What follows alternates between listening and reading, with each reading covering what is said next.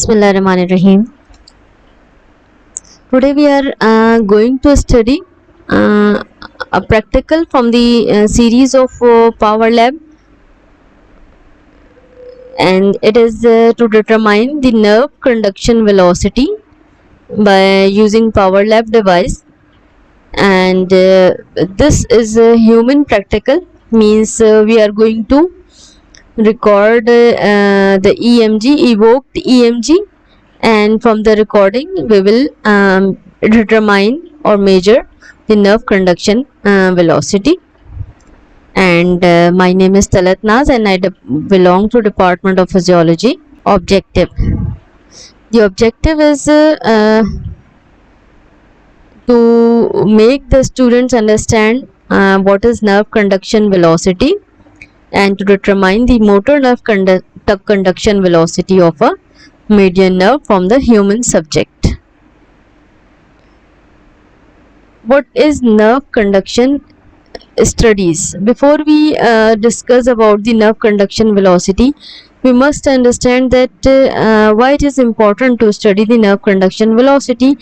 And basically the nerve conduction studies are considered as a medical test, and in this test peripheral nerves are electrically stimulated and responses are recorded over nerve or the muscle cell. Nerve conduction studies and electromyography, basically both are recorded simultaneously whenever a patient complain with the nerve or the muscle pain or muscular disorders. Patients with specific training and techniques, and not only physicians but it also need assistance with the technologists who are they are expert in the field of neurology or neurotechnologist, you can say. So whenever, remember one thing, that whenever you are going to study either the nerve test or the muscle test, in both the cases what you have to do, you have to record the electromyography, right? And from that record means first of all you will perform electromyography.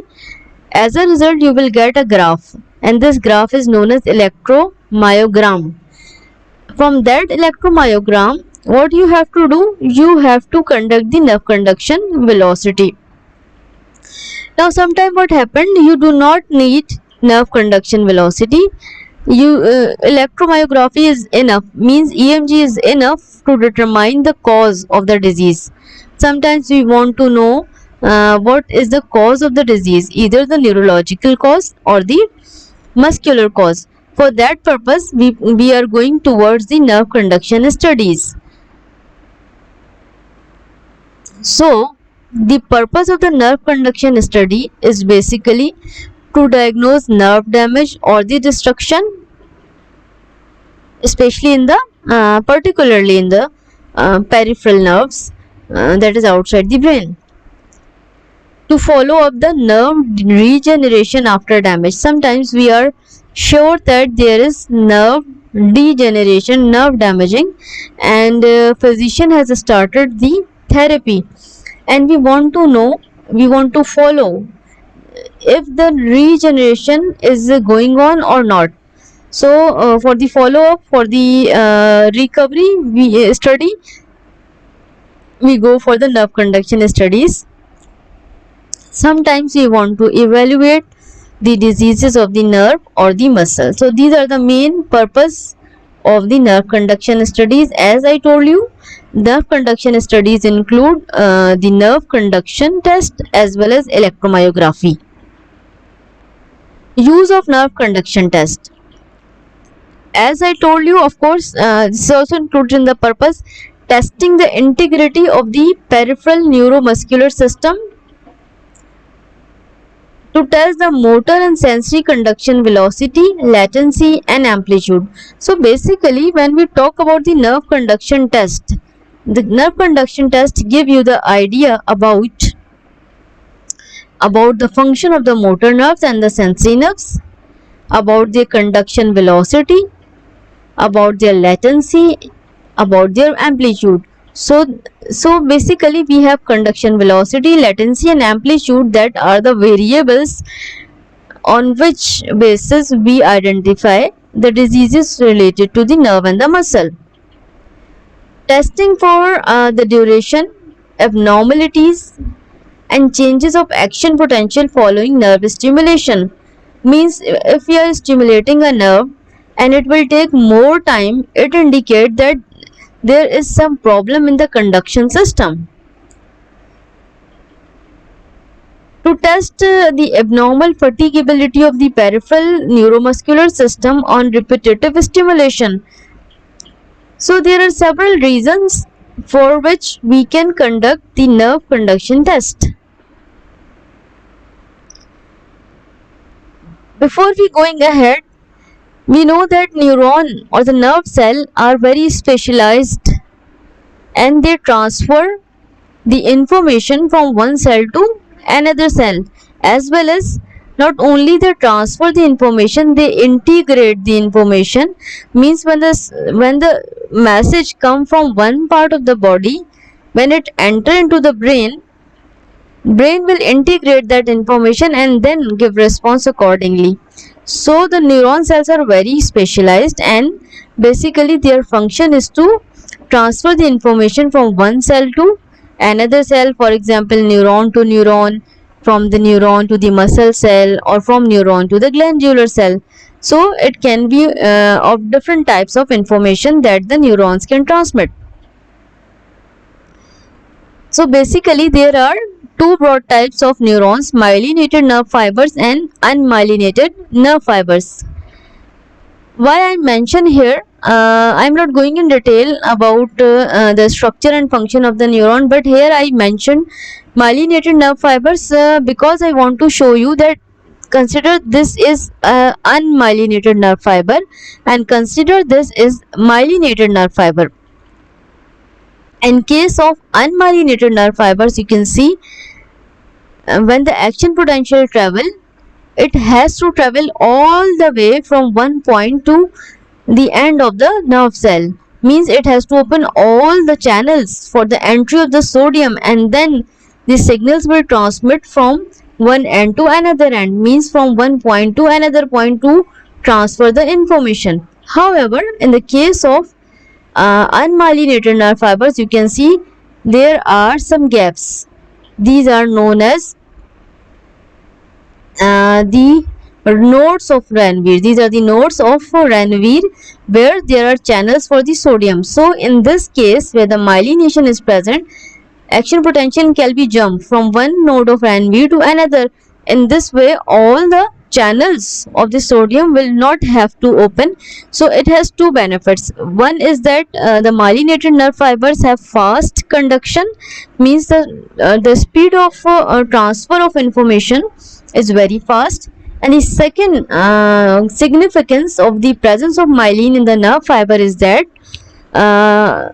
they can conserve the energy. You know, when you study the action potential in detail, you will know that the sodium entry is basically increases the potassium ion concentration inside the cell, and when this sodium has to move outside the cell, it has to consume ATP by ATP, sodium potassium ATPase pump. So in the case of myelinated nerve fibers, a lot of energy is conserved because of the jumping of the signals from one node to another node. So in this way, the myelinated nerve fibers has the high conduction speed. A skeletal muscle fiber, you know, is innervated by a branch of motor axon. This is the motor neuron and it is supplying to the different muscle fibers. Under the normal circumstances, a neuronal action potential, that is the action potential, reaches at the axon. This neuronal action potential activate all the muscle fibers innervating by the motor neuron. This is the motor neuron and it is innervating the muscle fibers, So in the normal circumstances, what will happen? Action potential reaches to the axonal terminals and it will stimulate all the muscle fibers it is innervating. This activation process involves an action potential and the contraction of the muscle take place. The electrical signal recorded from contracted muscle is called an electromyogram or EMG. Basically, this is not the mechanical signal, this is the electromyogram, that is the electrical conductance on the muscle cell. When the muscle contract, electrical activity is basically also changes. So this is the electromyogram. So today we are going to study the electromyogram, but it is evoked EMG because first of all we will stimulate the nerve cell with the electrical stimulation, and then this electrical stimulation of the motor neuron will stimulate the muscle cell, and the electrical activity from the muscle cell will also be recorded in the form of EMG. For this experiment, you must have a clear information about the action potential, about the resting membrane potential, action potential, and conduction through the nerve cells and the muscle cells. So I am not going in detail. You will study this part from my lecture, nerve action potential. So you will have the basic idea, not only basic idea, you will have a detailed idea about the action potential. Action potential is a rapid change in the resting membrane potential after the stimulation of the nerve by threshold stimulus. And you know, action potential is a process of depolarization in which sodium will enter into the cell, and then after the completion of the depolarization, there is a phase of repolarization in which sodium will move from inside to outside, so that again the negativity inside the cell will be again come to the normal level. So this is how the action potential is generated, and impulses and messages are transferred from the dendrites towards the axons and towards the other cells. Now come to the conduction. Of course, the movement of the message from one point of the nerve cell to the another cell is basically the conduction, and conduction is of the nerve impulse or the voltage that is moving from one point to another. So the nerve conduction is basically action potential. So the action potential is generated at one point and it can travel along the length of the nerve fiber. And this is basically the conductivity of the nerve fiber, that is, it conducts the signal from one point to another. So when you study the whole topic of the nerve membrane potentials, you will deeply understand what is basically the nerve conductivity. But today, of course, this is a practical, we are not going in detail like a lecture. So I will try to make it very brief. But a few important points I will mention time to time. You know, velocity of conduction means when a nerve cell, for example, this green nerve cell has to transmit one information to this yellow neuron. Now what will happen? If then this neuron has the axon, and this axon has a larger diameter, then the information transfer from one cell to another cell will be fast. Sorry, I am giving you a wrong example. These are the astrocytes, not the real neurons. If you consider this one, this is the real neuron, okay, and it is the cell body, and this is the axon which is transmitting the information from dendrites towards the axon. So if the information is transmitting from this point to this point, and if the diameter of the axon is large, the conduction velocity will be increased, means it travel very fast. Similarly, if the axon, this axon has a myelination, just like this, if this myelination is present on this axon, then what will happen? The conduction velocity will be increased. So basically the velocity of conduction is increased by two factors. One is the diameter. The larger the diameter, the larger will be the conduction velocity.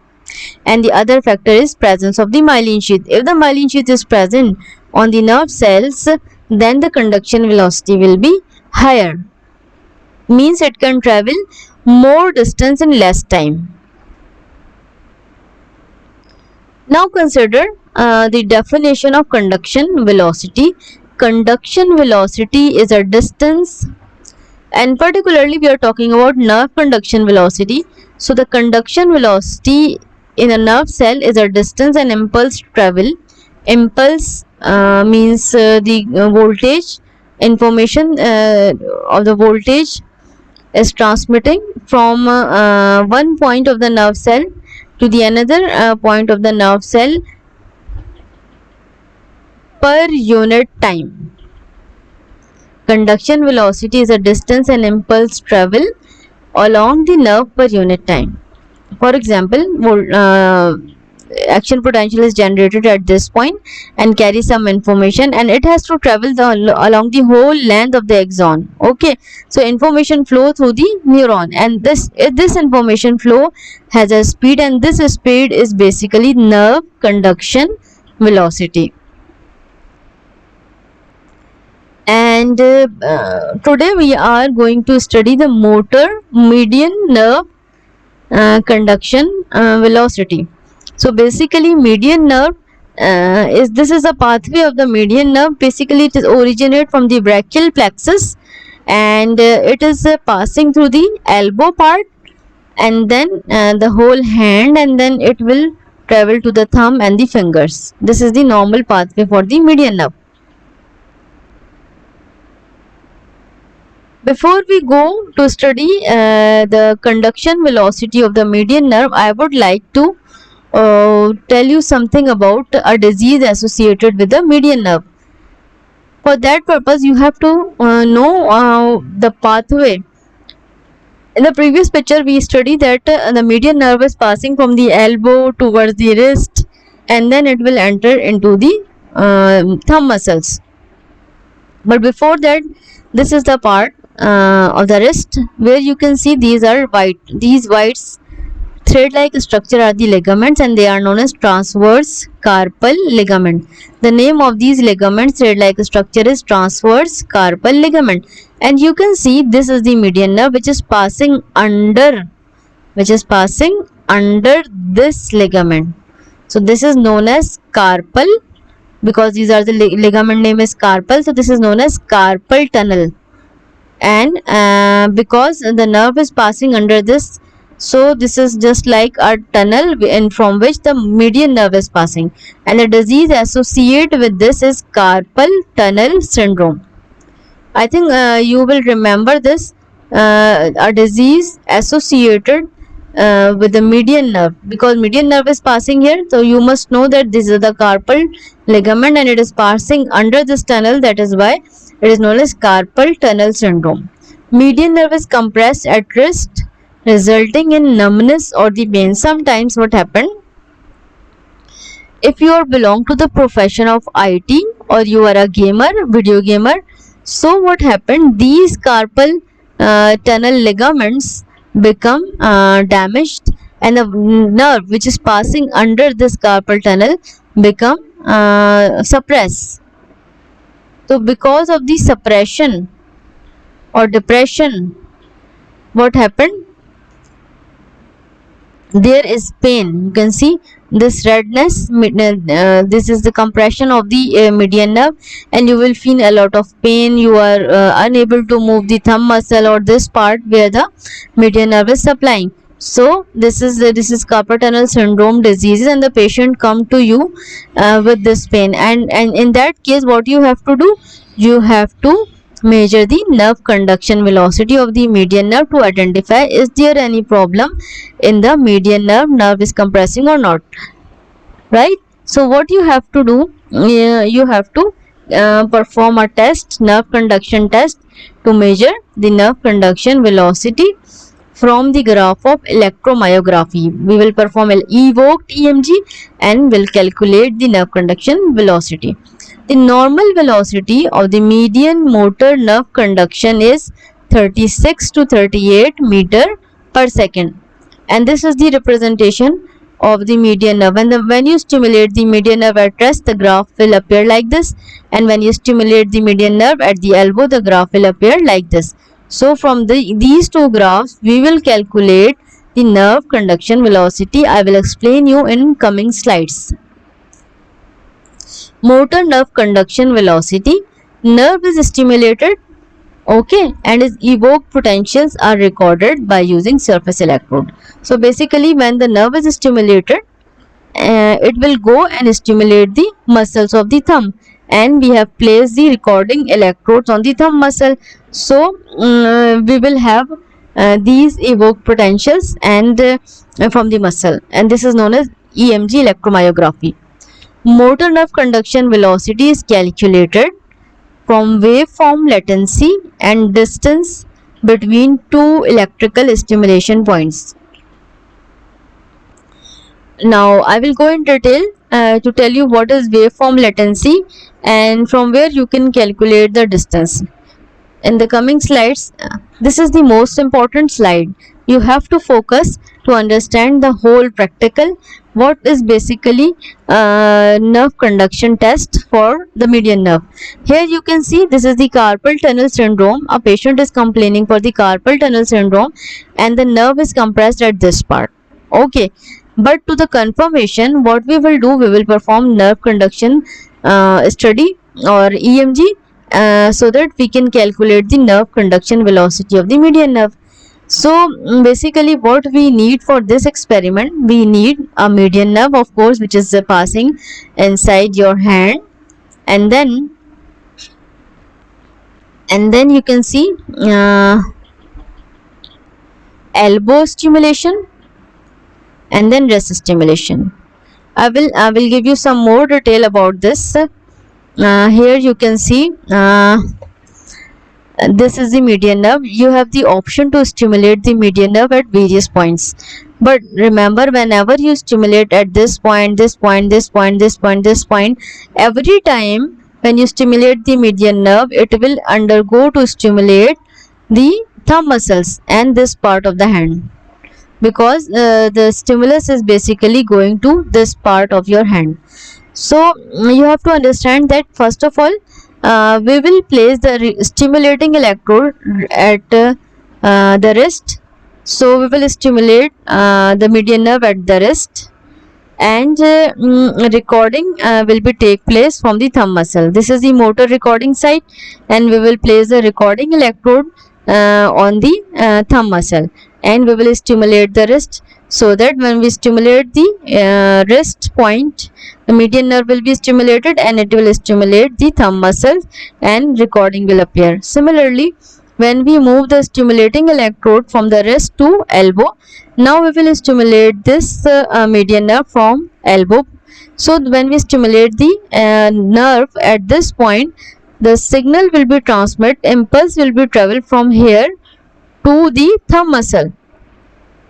So in this way we will have two recordings, one when we stimulate the nerve at wrist, and second when we stimulate the nerve at this point.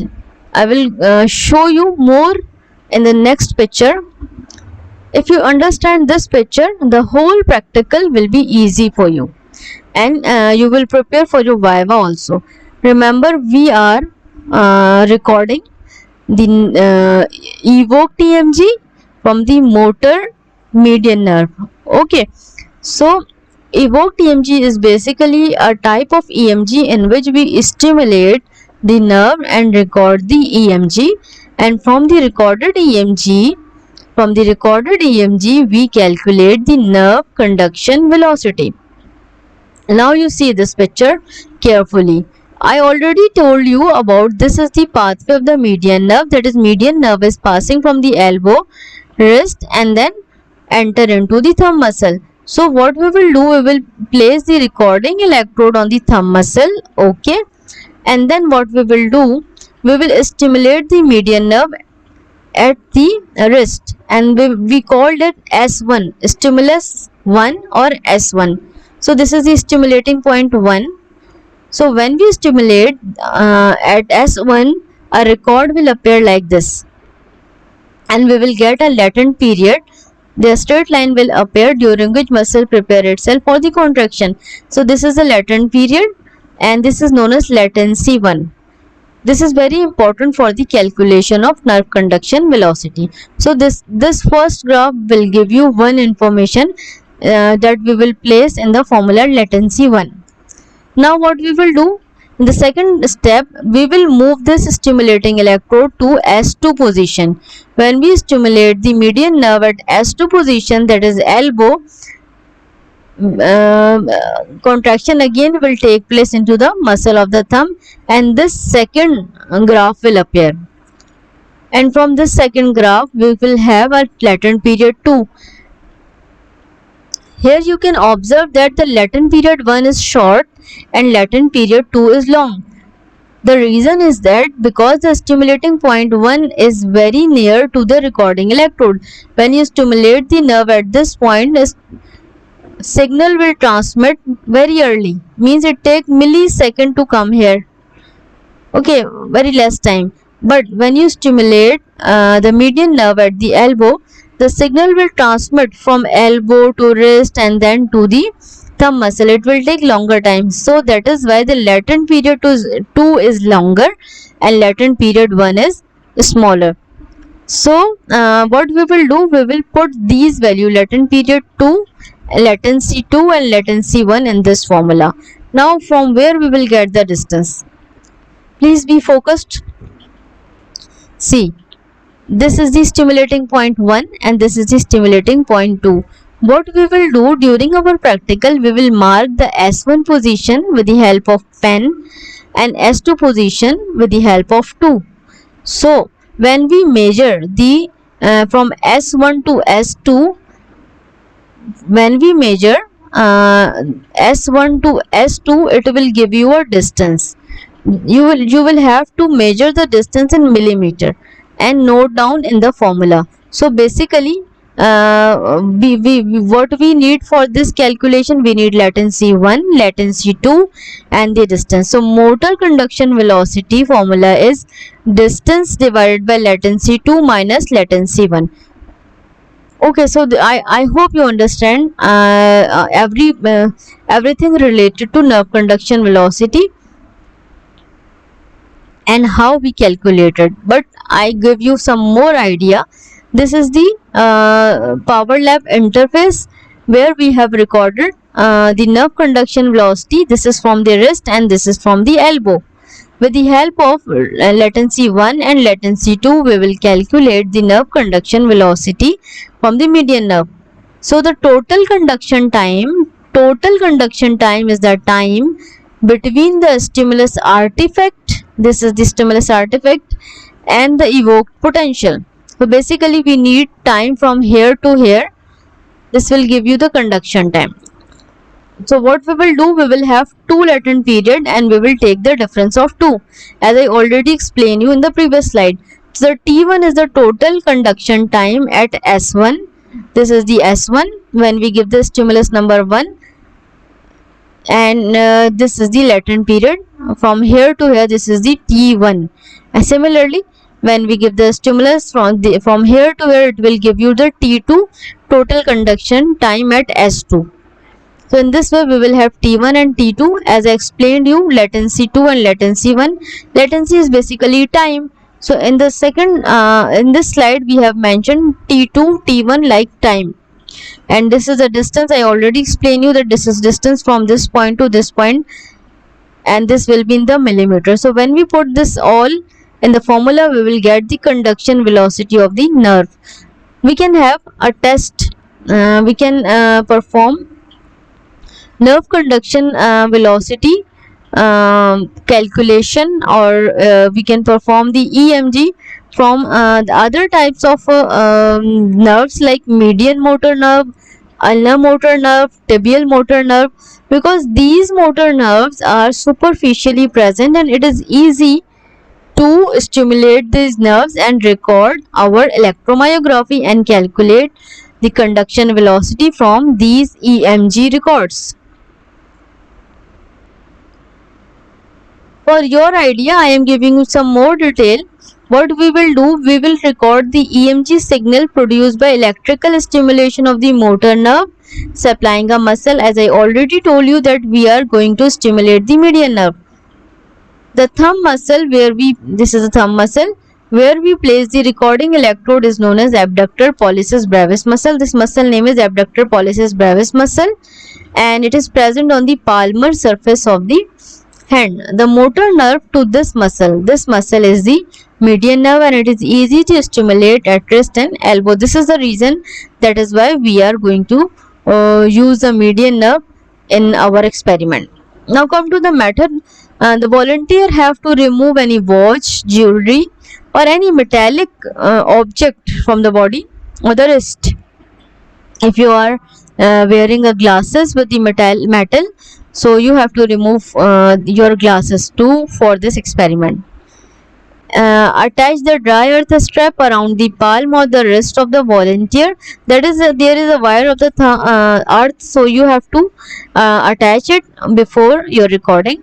Swab the skin, clean the skin with the alcohol swab before placing the electrode, and with a ballpoint pen lightly mark 2 small crosses on the skin overlying the abductor pollicis brevis muscle so that you know the position of the recording electrode, and then lightly abrade the marked skin to reduce the electrical resistance. Basically, before placing the electrode, what you have to do, you have to clean the skin with the alcohol swab and slightly move the alcohol swab 2 to 3 times on the skin so that it will reduce the electrical resistance.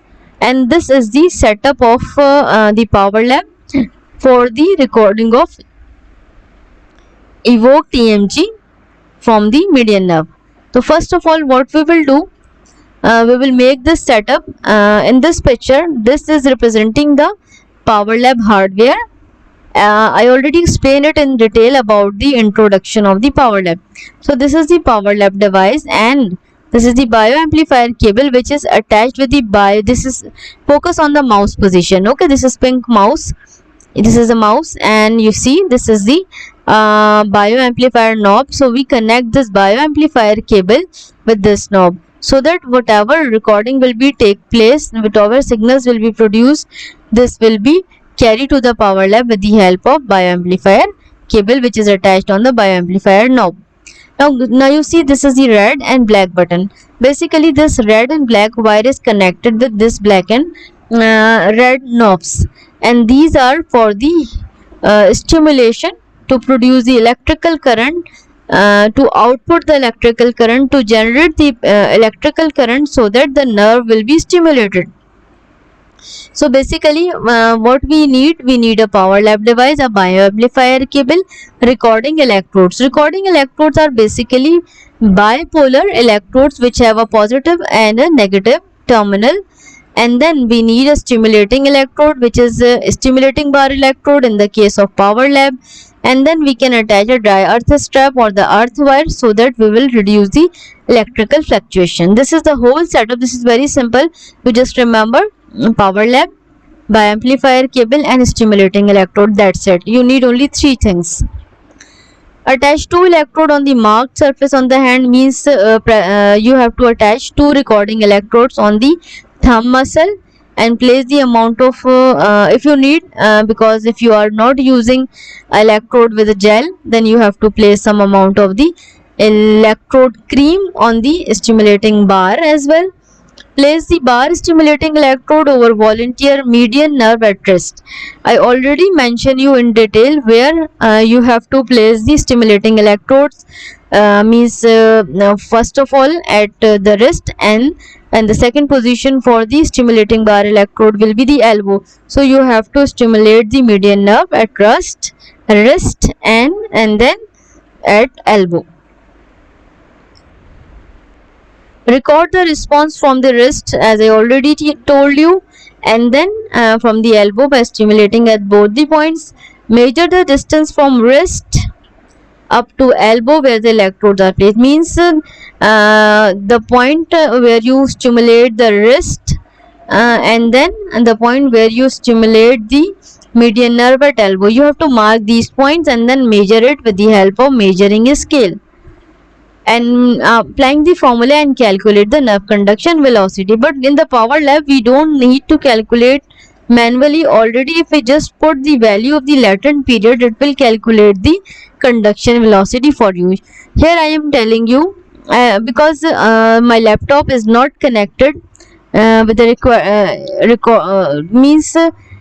the computer which has a power lab software has no facility, in my case has no facility for the recording.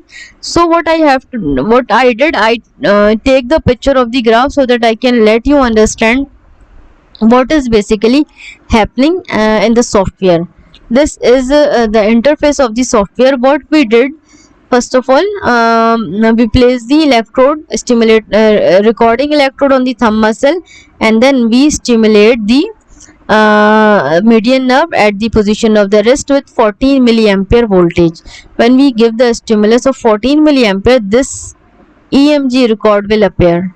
From this EMG record, we have taken the latent period from this blue line to the start of this contraction. This will give you the latent period 1 or the wrist latency. We put this value in the first column. Okay, and then come to the second graph where we stimulate the elbow with 20 milliampere current, and from this blue line to the start of this